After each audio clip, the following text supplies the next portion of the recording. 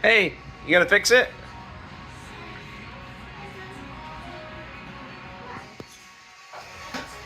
What are you working on, bud?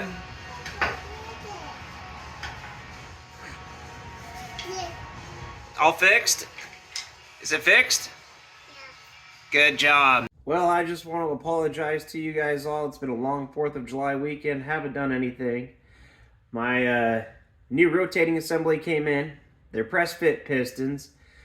And I'm going to take some measurements and see if I can't come up with like a little jig to make sure that my rod is centered in the wrist pin.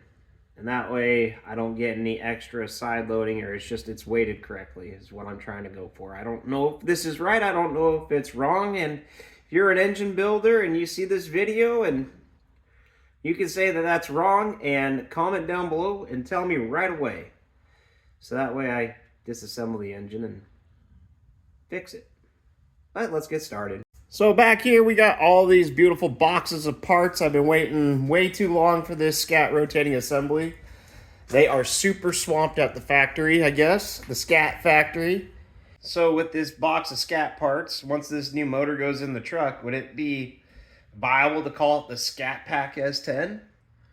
Would that be too much of a play on the Dodge cars that are Scat Packs? I don't know. Hell with them. But it's no par Mopar, or no car Mopar. Man, you can't make fun of me. I got a Mopar. I don't care. You got a Mopar? That's awesome. I got an S10.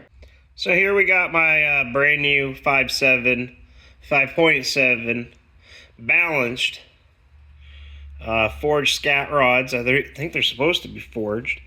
Does it say down there on the box? I can't read it from this angle.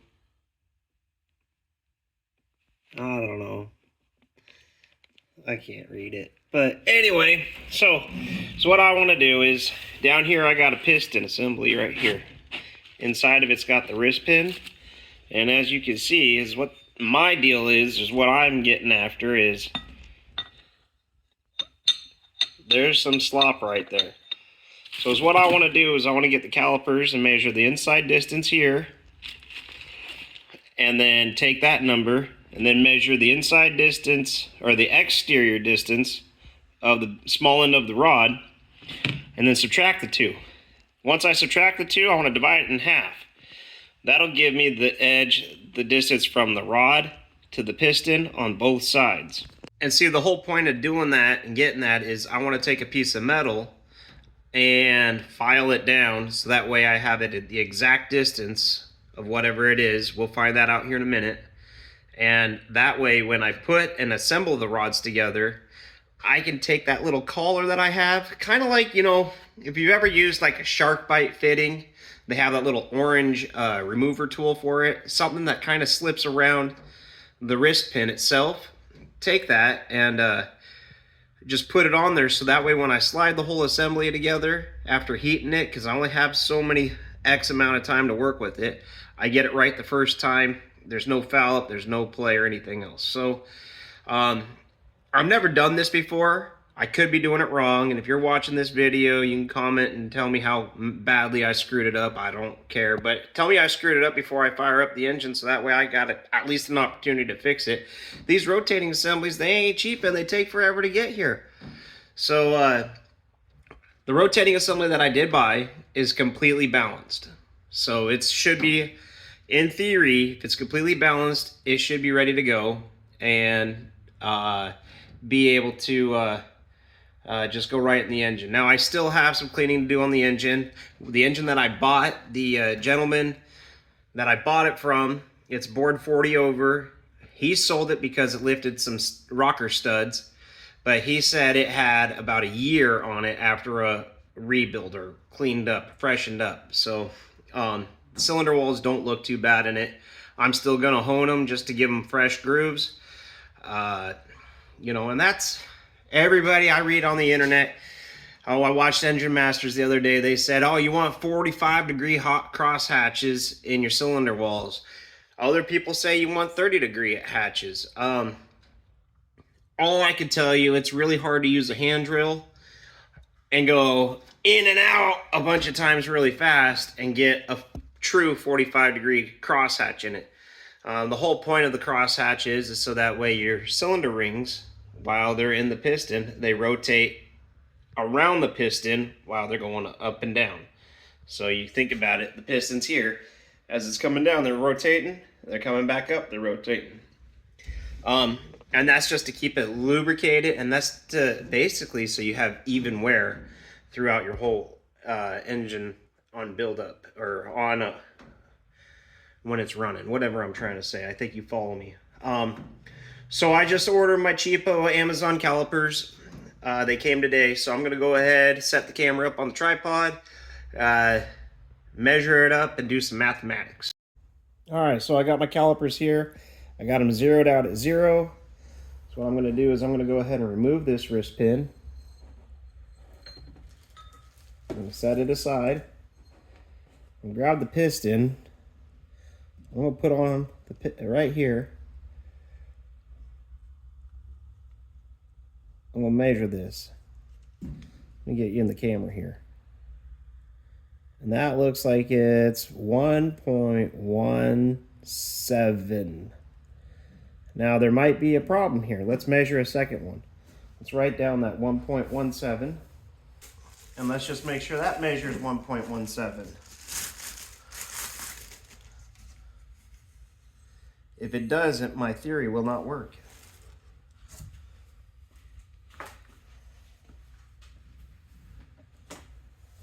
So we got another piston here.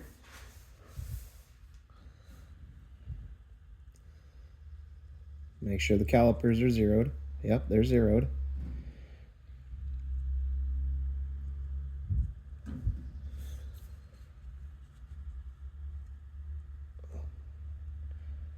Okay, put that in there.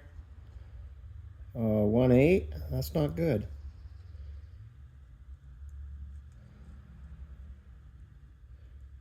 1.1. I got my arm wrapped around here. Let me get you over here where I can actually work on this. That's a better shot.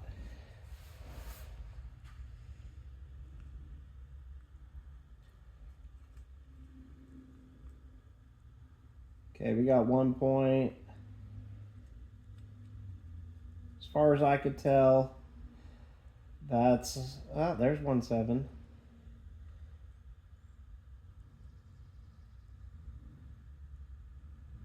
1.6. We'll call this 1.6 at its tightest. But that's the piston that I'm going to be running, flat top. It's a 9906 HC-40. So it should fit right in my bore. So we're going to call it 1.7. That's really close for what these calipers can do. And let's measure this. That's 1.01. Let's go across the whole face of it. If I can. Yeah, 1.01. So let's write that number down. So you subtract one from the other. That leaves us with, we had 1.17 minus 1.01. It's going to be 0.16. Divide that by 2. 0.08. So now basically is what I want to do is, now I know when I'm assembling these two together, if I have a 0.08 shim in there that I can run this rod right up to, I know it'll be perfectly in the center. And that's my plan. So this kit from Scat, it came with also with a flex plate and a harmonic balancer meant for a stroked engine. And I guess that's still in the box. There you go, right there. There's the balancer, and underneath down here is the flex plate. It says Scat right on it. In case you guys didn't know, the whole intent of building this engine is to have a backup engine, because the current 355 that's in it, I plan to put a 100 shot on it but I don't have a lot of faith in that block. It was a Facebook Marketplace purchase for 50 bucks. It came with, it had a cam in it. I don't know the profile of that cam, but it had a cam in it, and it had basically the whole lower rotating assembly. I brought it home, put new rings, new bearings in it. It had flat top pistons with 4 valve reliefs, so it's not the highest. It's probably a 10-to-1 compression engine right now with the 64cc heads on it. This one's going to get another set of aluminum heads, 64cc's. So with 64cc's, the rating on this kit, not counting the head gasket, but it says it's 11-to-1 compression, or will be. So we'll be putting out a little more compression. I don't know what the dynamic, or is it dynamic or static compression? I don't know what that's going to be yet until I order the camshaft. I haven't ordered that, but one of the things that I have to do is throw some rod bearings in the other block. First, I'm going to clean it, then throw some bearings in it, throw my crank in it, and put one of these rods in there assembled with the piston and just check for clearances. As you know, on a stroked engine, you probably have to, I might have to, I don't know. I have to tolerance the blocks so that way there's enough room for the rotating assembly. And that's kind of a delicate process. I've never done that before either. I'm super excited to try it. So you guys are gonna learn and follow along with me. Or if you follow along with me, you're gonna learn with it too. So, or learn as much as I do. But current project right now to get this thing ready for Friday night's test and tune is I'm putting in a new air fuel ratio gauge, AEM's gauge. So that was way more money than I ever wanted to spend on it. I relocated the oxygen sensor. Right now the truck is just straight piped with a couple of 45s out at the end of the exhaust collector. So, but I put this thing up where like 6 inches after the collector. So hopefully I'll get some good readout and be able to dial in the carburetor on the big end, or for the big end, because I think it's just running out of carburation or something's not right. I think it might be going a little bit lean when I'm higher up in the RPM. So we'll see. I think that's going to do it for this video, because the next one I kind of got to get all set up for and get going on. But I just kind of want to show you guys the Scat kit. I'm super stoked about it. It was like basically the cheapest one that you could buy.